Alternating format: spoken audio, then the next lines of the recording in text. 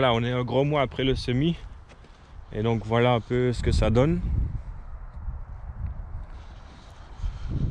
Donc ici c'est du froment d'hiver.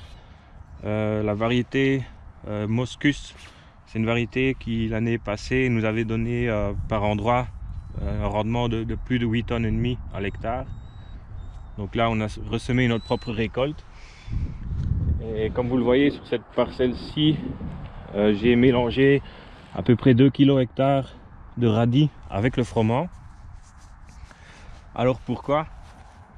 C'est pour voir si ça augmente le rendement. Donc l'idée c'est que le radis va capter tout l'azote qui est dans la terre. Donc ici il y avait des haricots cette année. Donc le sol est normalement plein d'azote que le froment ne pourra capter qu'au printemps. Donc d'ici là une grosse partie aura lessivé. Donc l'idée c'est que le radis avant l'hiver capte un maximum d'azote, le stocke dans sa racine. La racine doit geler en hiver et puis au printemps, au fil du printemps, elle va se décomposer et relâcher l'azote pour que le froment puisse l'utiliser. Donc ça, j'ai découvert ça par hasard sur internet en cherchant une plante compagne pour le blé. Aux États-Unis, ils ont découvert ça par erreur. Ils avaient mal nettoyé le semoir. Et donc sur une parcelle, ils avaient mis comme ça du radis dedans. Et puis ils ont découvert que sur cette parcelle-là, c'était leur meilleur rendement de la saison. Donc évidemment, ça ne fonctionne que si la racine a eu le temps de capter suffisamment d'azote avant l'hiver. Ici, on a semé fin octobre. Donc 2 semaines plus tard que prévu, mais on ne savait pas aller sur la terre avant, c'était trempé. Donc ceci c'est la première terre de l'année qu'on a semée. On a semé la même variété sur une autre terre qui a le même précédent, donc des haricots, mais sans les radis. Donc là, l'année prochaine, on pourra comparer si vraiment il y a une différence. Donc on voit ici que la levée, elle est vraiment très bien. Les radis sont là aussi, mais par contre ils sont un peu petits, donc j'ai peur qu'il n'ait pas vraiment le temps de stocker quoi que ce soit avant l'hiver.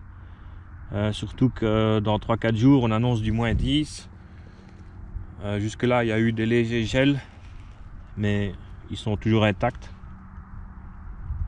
Donc on verra. Idéalement on aurait semé ça mi-octobre, mais cette année c'était impossible.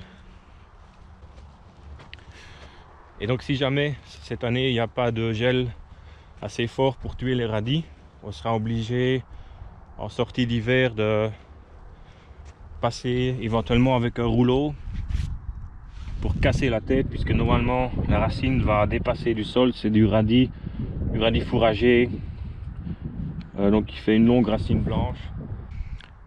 Et donc normalement si jamais il y aura une nuit avec du -1, -2, le jour avant on passe avec un rouleau pour écraser les têtes, et le gel nocturne normalement les détruira.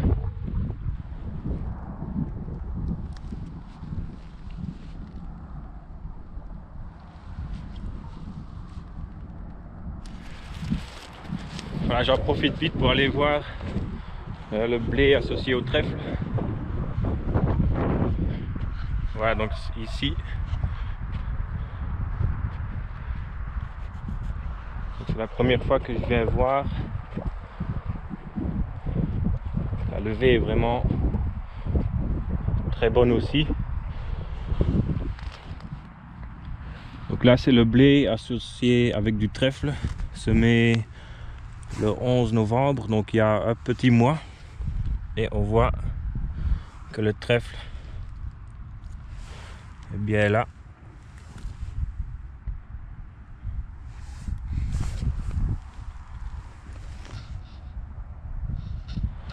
Donc ici ça a vraiment l'air bien parti.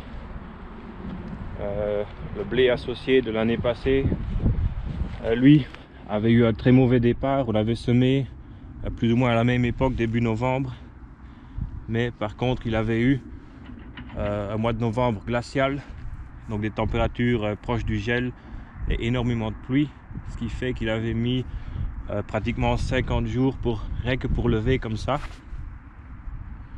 On le voyait vraiment, il était comme ça à peu près début janvier, alors qu'ici on est début décembre. Donc celui-ci a un très bon départ, donc c'est assez prometteur pour l'année prochaine. Donc voilà, j'essaierai de faire un suivi chaque mois, peut-être pas une vidéo mais au moins filmer, et puis de temps en temps faire une compilation pour montrer un peu l'avancement.